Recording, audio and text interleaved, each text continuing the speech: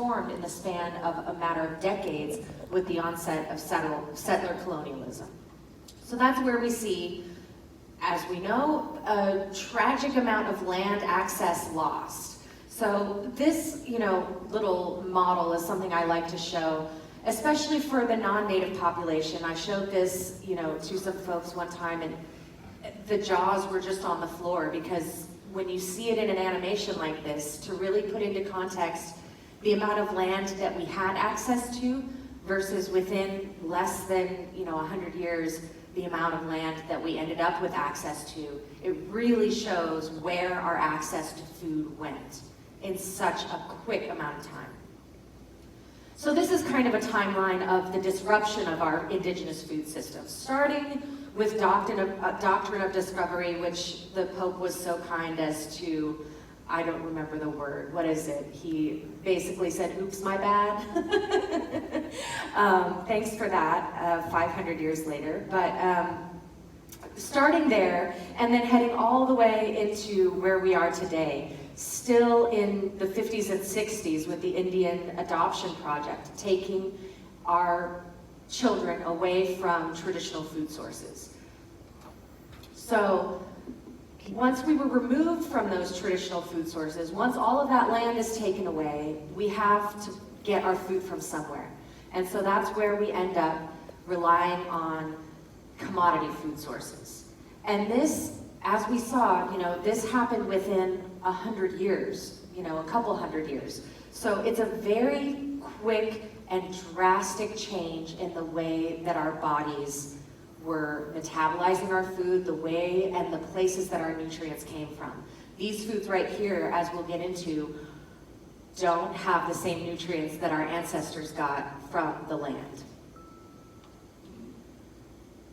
This is just a fun little specific example of what these commodity foods were. In an 1832 treaty between the Sac and Fox tribes and the government unironically praised the U.S.'s generosity in its provision of rations. The U.S., besides the presents delivered at the signing of this treaty, wishing to give a striking evidence of their mercy and liberality, mercy, that's awesome, will immediately cause to be issued the said confederated tribes, principally for the use of Sac and Fox women and children, whose husbands, fathers, and brothers have been killed in the late war, and generally for the use of the whole confederated tribes, articles of subsistence as follows: 35 beef cattle, 12 bushels of salt, 30 barrels of pork, 50 barrels of flour, and caused to be delivered for the same purposes in the month of April. Next, at the mouth of the lower Iowa, 6,000 bushels of maize or Indian corn. So they are talking about articles of subsistence. Articles of subsistence are specifically categorized as foods that will barely keep you alive. We're talking about just beef, salt, flour, and corn. These foods are not nutrient dense. These foods are not meant for us to thrive.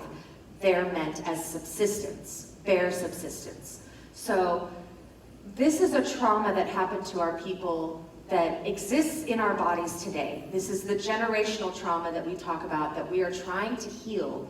How do we heal that trauma that exists deep within ourselves and that is ongoing today? Because we still don't have access to those traditional foods. We're still not eating the way our ancestors did and getting all of those nutrients. How do we heal from that?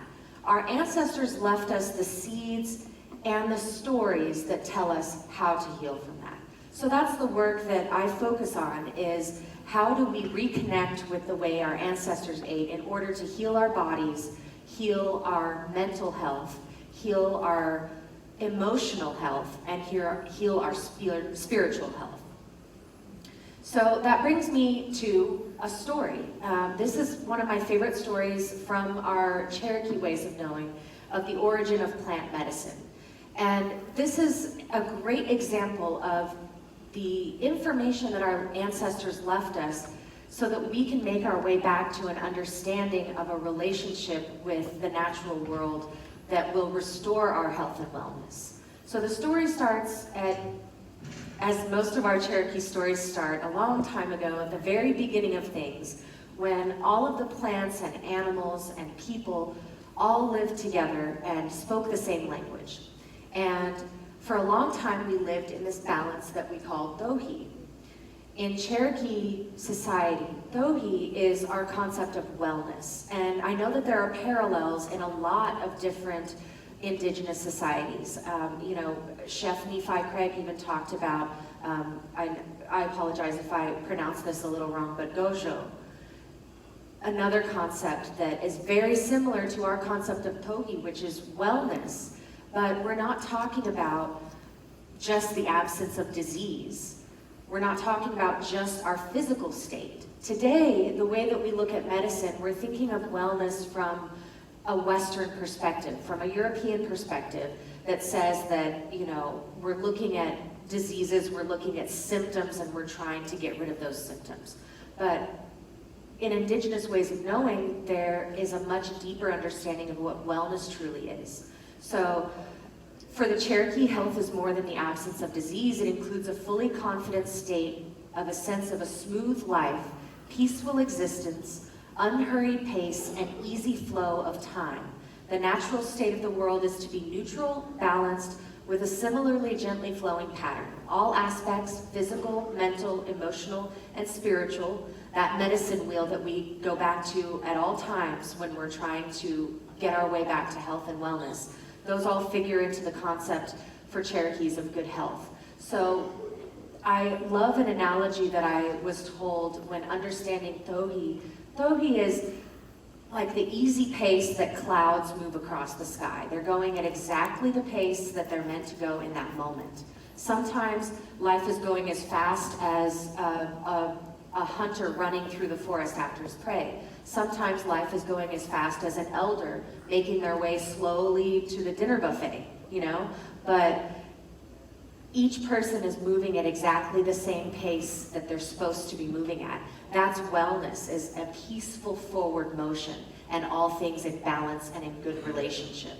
So at the beginning in our story, we have this balance. But what happens with humans is we often tend to forget our place in that balance. And so at this time, humans started to forget that balance with the animals that they were receiving gifts from.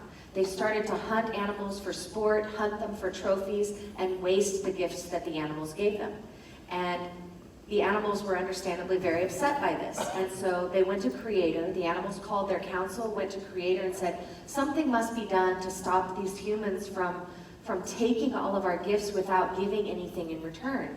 It's not fair, it's not balanced, and we won't survive as long as the humans are treating us this way.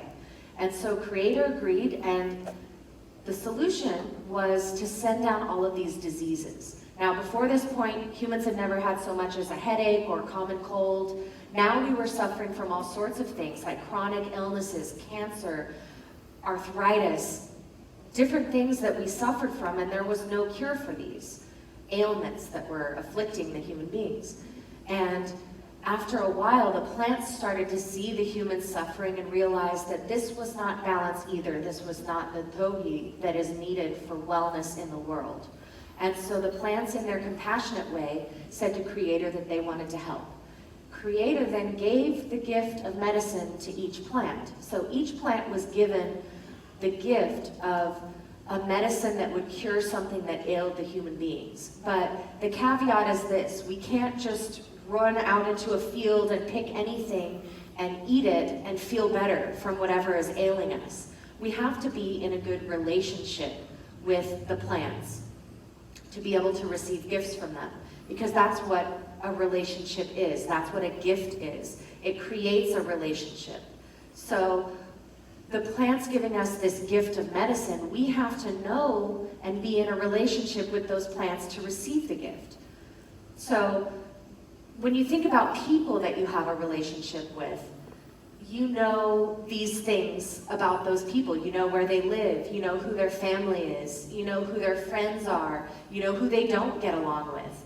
You know what kind of conditions they like. Do they like a sunny day, or do they prefer those cloudy, rainy days? What's their favorite time of year? What do they like to eat? What makes them feel good? You know these things about your family and your friends because you have a relationship with them. Well, what we're talking about here is having that relationship with plants, because those plants have gifts to give us, the medicine that heals things in our bodies. We can have this same relationship with plants that we do with our family members and our friends. These